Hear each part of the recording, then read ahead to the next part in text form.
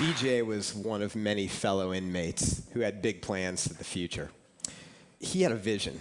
When he got out, he was going to leave the dope game for good and fly straight. And he was actually working on merging his two passions into one vision. He'd spent $10,000 to buy a website that exclusively featured women having sex on top of or inside of luxury sports cars. It was my first week in federal prison, and I was learning quickly that it wasn't what you see on TV.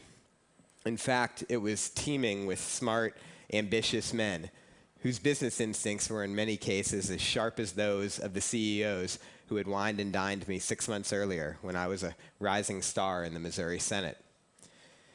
Now, 95% of the guys that I was locked up with had been drug dealers on the outside.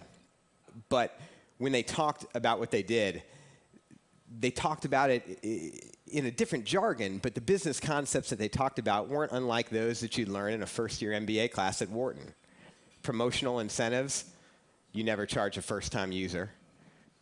Focus grouping, new product launches, territorial expansion.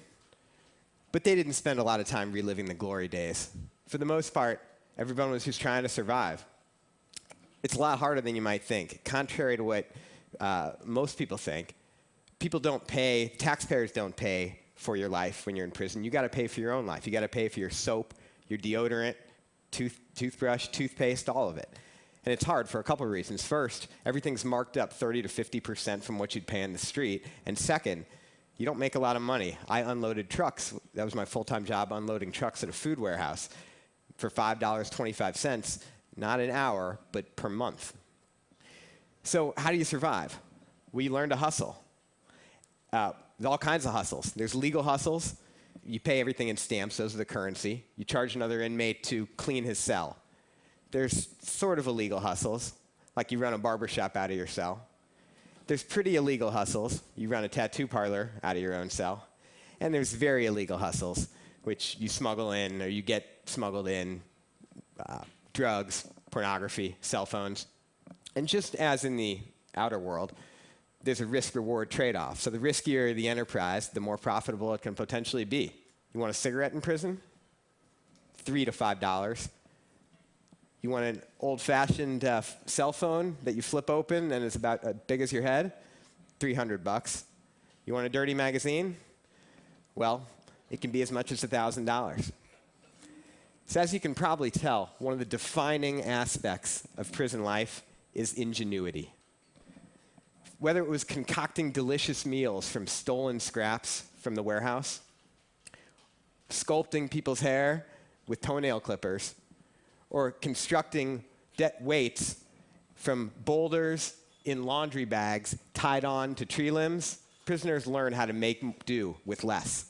And many of them want to take this ingenuity that they've learned to the outside and start restaurants, barbershops, personal training businesses. But there's no training, nothing to prepare them for that, no rehabilitation at all in prison.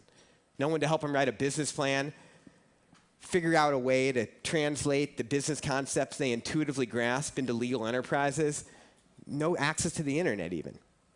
And then when they come out, most states don't even have a law prohibiting employers from discriminating against people with a background. So none of us should be surprised that 2 out of 3 ex-offenders reoffend within 5 years. Look, I lied to the feds. I lost a year of my life from it. But when I came out, I vowed that I was going to do whatever I could to make sure that guys like the ones I was locked up with didn't have to waste any more of their life than they already had. So I hope that you'll think about helping in some way. The best thing we can do is figure out ways to nurture the entrepreneurial spirit and the tremendous untapped potential in our prisons. Because if we don't, they're not going to learn any new skills that's going to help them, and they'll be right back. All they'll learn on the inside is new hustles. Thank you.